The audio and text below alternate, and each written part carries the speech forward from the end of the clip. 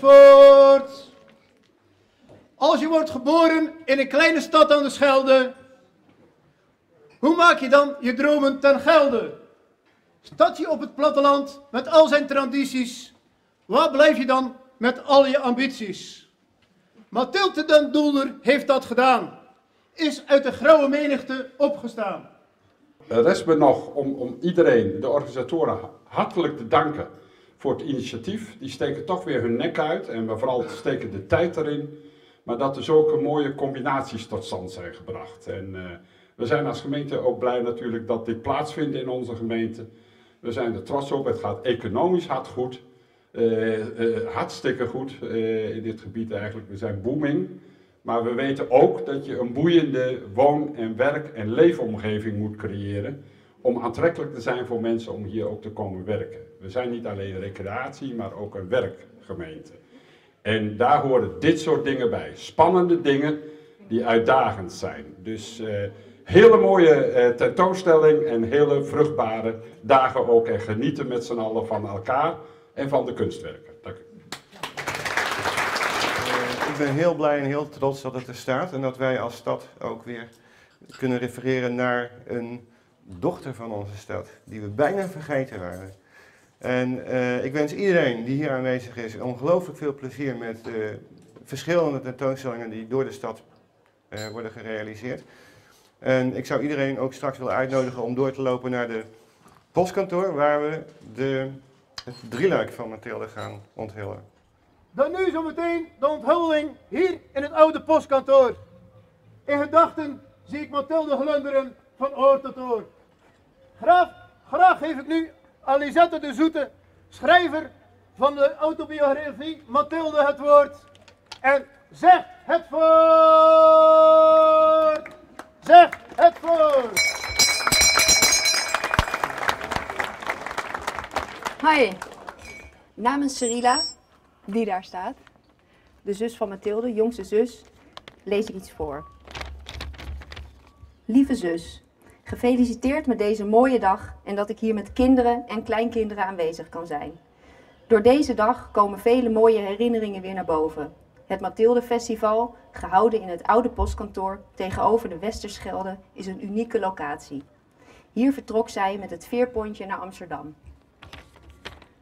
De muziek, mode en kunst, alles waar Mathilde van hield, maken een mooie stijlvolle omlijsting van haar 80ste verjaardag. Het drieluik van Roeland van der Klei, met links haar achternichtje Daisy, zou zij meer dan fantastisch hebben gevonden. Het is een echt meesterwerk geworden. Heel veel dank aan iedereen die een bijdrage heeft geleverd aan het creëren van deze bijzondere dag voor Mathilde haar 80ste verjaardag.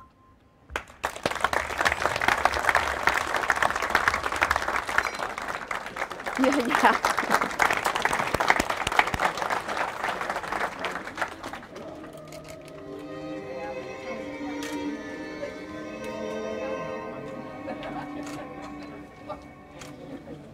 Mathilde schlägt die Flügel aus, steht da mit blonden Mähnen.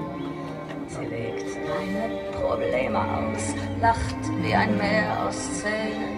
Sie webt deine Gedanken zu einem maßlosen Tumult. Du kannst sie nicht verachten, Mathilde hat so viel Geduld. Roeland van der Klei, vandaag is je schilderij, je drieluik onthuld. En kun je er iets over vertellen? Ja, uiteraard. Het is het drieluik over het leven van Mathilde. En voor zover ik weet bestaat er geen drieluik van Mathilde. En ik vond wel dat dat er moest zijn. En dat heeft te maken met de herinteresse in Mathilde. Door het boek van Lisette de Zoete ben ik er ook weer over gaan nadenken. En met Terneuzen. Ik vond dat Terneuzen ook eens een keer artistiek en kunstzinnig op de kaart gezet moest worden. Nou, niks was handiger om dat met Mathilde te doen. Ze komt uit Terneuzen. Ze is een ster geworden. En ze is 80 jaar geworden. Nou, dat was dé gelegenheid om de Mathilde-dag te gaan organiseren. Het Mathilde-drieluik te maken. Over het leven van Mathilde. En dit feestje aan te richten. De kleindochter van Cyrilla, die heeft model gestaan voor het eerste schilderij. En Cyrilla is de jongste zus van Mathilde. Dus dat meisje wat je daar ziet staan, dat moet Mathilde voorstellen toen ze 5 jaar was. En ze is familie van Mathilde. En wat vonden de zus van Mathilde en de kinderen ervan? Ja, ze vonden het prachtig. Ze waren ook heel dankbaar dat wij dit gedaan hebben. Ja, ik denk dat dat ook wel nodig was. Want Mathilde werd niet overal even dankbaar ontvangen. Terwijl ik dat heel onterecht vind. Want zij is dan toch iemand geweest die het hoofd boven het maaiveld uit heeft gestoken en het hogerop heeft gezocht. En dat wordt niet altijd een dank afgenomen. Hè. Dus het is dan zeker hier van de mentaliteit van doe maar gewoon, hè, dan doe je al gek genoeg. Dan kan het helemaal niet. En dat merk je ook. En dat vind ik dus zo ontzettend onterecht.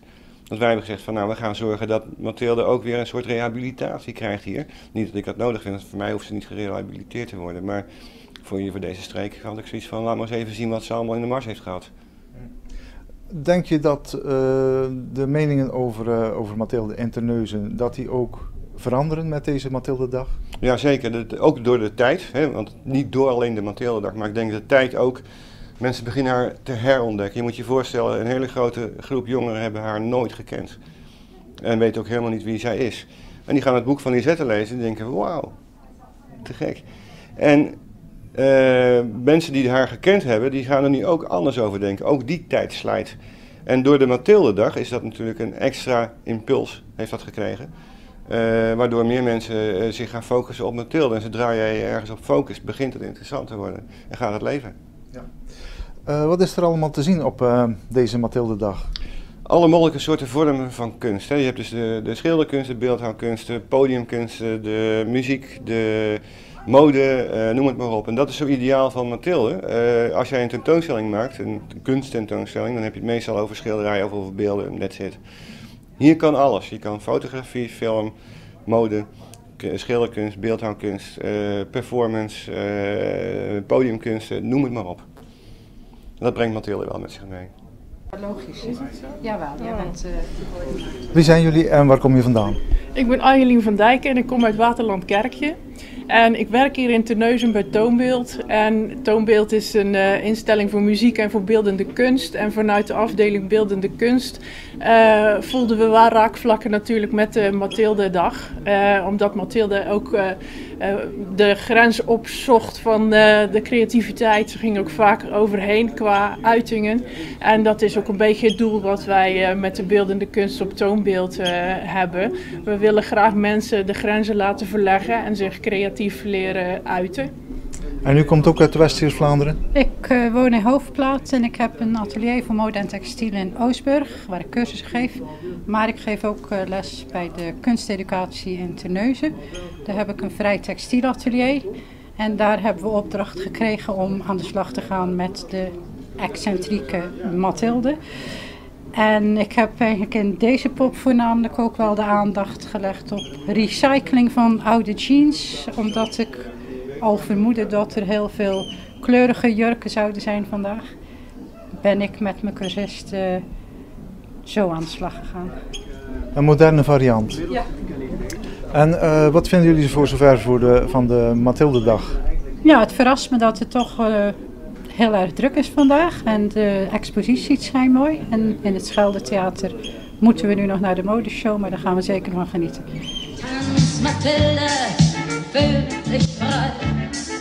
Alles geht so schnell vorbei. Mathilde, es klingt sonderlich, doch es gibt niemand so wie dich. Tanz, Mathilde, fühl dich frei. Alles geht so schnell vorbei. Mathilde, es klingt sonderlich, doch es geht